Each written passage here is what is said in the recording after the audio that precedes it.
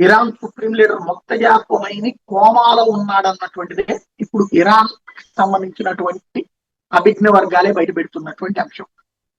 Come నగరంలో చికిత్స పొందుతున్నాడని, ఈ మేరకు అమెరికా ఇజ్రాయెల్కి నిఘా సమాచారం కూడా ఉందన్నటువంటిది ఇంటర్నేషనల్ మీడియా ప్రొజెక్ట్ చేస్తుంది. పశ్చిమాసియా ఘర్షణ వేళ ఇరాన్ నాయకత్వం మీద ఈ వార్తలు రావడం సంచలనమైంది.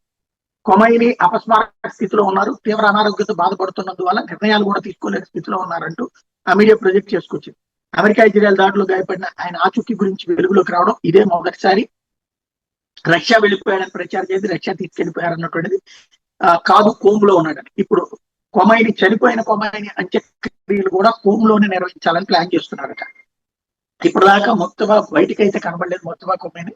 ఆయనకి సంబంధించి మొన్న ఒక వీడియో రిలీజ్ చేశారు. తీరా చూస్తే అది కాస్త ఏఐ వీడియో అన్నటువంటి స్పష్టమైంది.